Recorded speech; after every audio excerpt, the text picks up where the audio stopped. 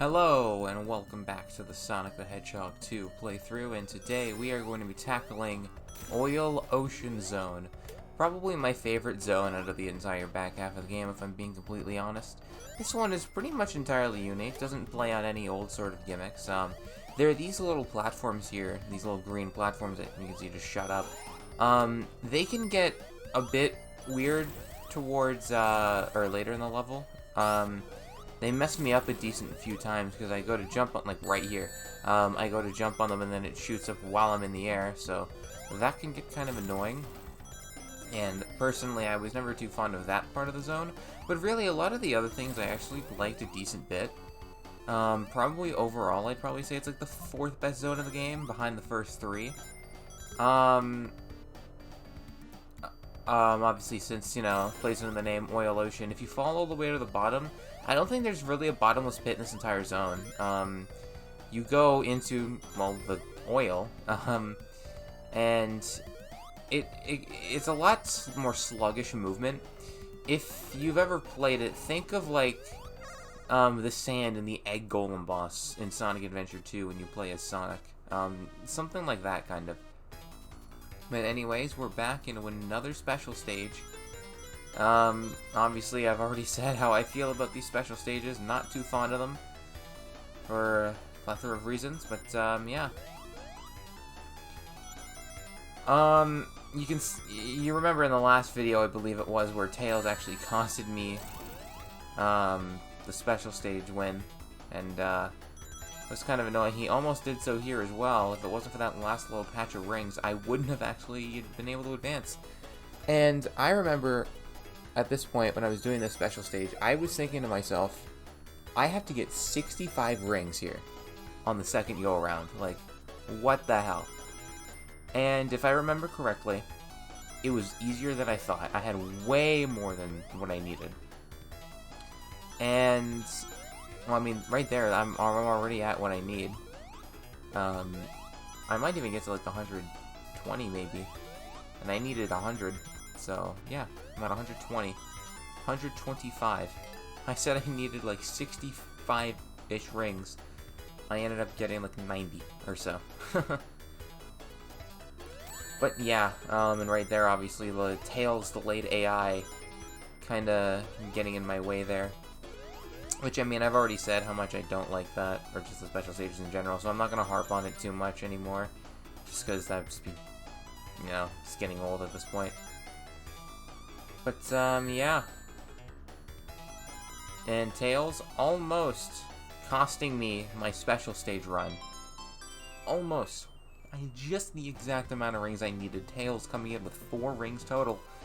But remember, people think that Tails is overall a net positive in these special stages. Actually, I remember in the last video I actually tackled Special Stage 4 and beat it as well, obviously. I've said this earlier in the playthrough, but, some of this footage is coming across 2 different playthroughs because some recordings just didn't get saved for whatever reason. Mystic Cave was one of the ones that didn't get processed. This is, like, in the same one with, like, Emerald Hill, Chemical Plant, Aquatic Ruin, Hilltop, yeah. So that's why you saw me get the 4th Chaos Emerald twice, or should I say that damn 4th Chaos Emerald.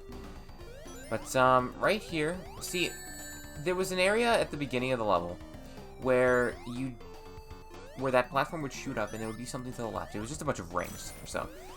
Maybe like 20 or so rings. And for some reason, every time I went on those, I was always thinking that there was something to the left. It didn't always work out. As you can see right there, I got hit by some spikes and I ended up losing about all my rings, but I don't think I had enough to get into any checkpoints, or special stages, rather, going forward in the level, so, I mean, it worked out fine. But, yeah. One thing that I don't necessarily love about this zone, in Mystic Cave Zone, I was referring to the same thing, but I just kind of waited till we got there. I don't really love the boss in this zone. I'll explain more about it when we get there, but I'll just say that now. I don't really love it.